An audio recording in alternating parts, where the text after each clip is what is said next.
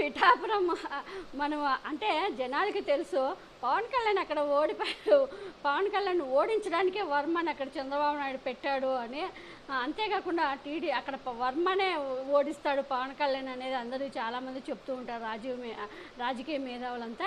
ఈరోజు ఒక మీటింగ్లో వర్మ అంటే పవన్ కళ్యాణ్ గాజు గుర్తునే వాళ్ళు మర్చిపోయేలా మన పాత గుర్తు ఏంటి, మన ఉంగరమా అంటే వాళ్ళ టీడీపీ కార్యకర్తల్ని కన్ఫ్యూజన్ చేయడానికి మోటివేట్ చేస్తున్నాడు. మన పాత గుర్తు ఏంటి అంటే మీరు నిలబడితే మేము ఓటేస్తాం కానీ పవన్ కళ్యాణ్కి ఓటేయమని డైరెక్ట్ వర్మకి మొఖం మీద చెప్తున్నారు. దానికి నవ్వుతున్నాడు వర్మ. అంటే వర్మకి తెలుసు.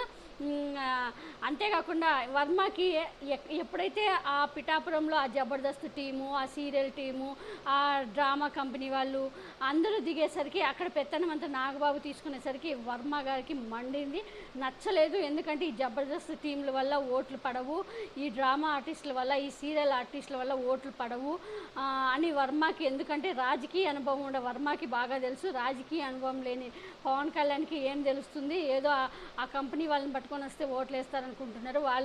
వాళ్ళతో ఖర్చు తప్పితే పవన్ కళ్యాణ్కి ఏమి ఉండదు. ఊరికి చూస్తారు జనాలు, అంతేగాని వాళ్ళు వస్తే వాళ్ళు చెప్తే ఓట్లు వేస్తారని అయితే నమ్ముకోవడం పవన్ కళ్యాణ్ అంత మూర్ఖత్వం ఉండడు. వినండి, ఇది మాత్రం వర్మ మీటింగ్. ఇప్పుడు మనకి మేనిఫెస్టో ఇచ్చారు చూడు, నువ్వు నిలబడితే ఓటేస్తాం పవన్ కళ్యాణ్కి అయితే పవన్ కళ్యాణ్కి ఓటేయమంట. ఇంకొకసారి నండి, ఇప్పుడు మనకి మేనిఫెస్టో ఇచ్చారు.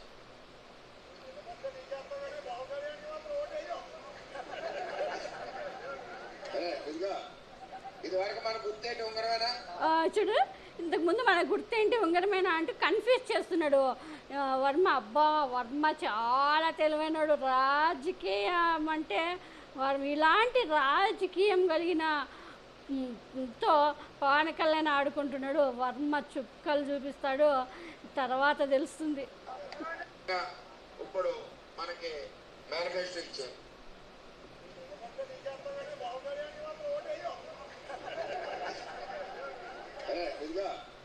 ఇది వరకు మన గుర్తేంటి ఉంగరమేనా?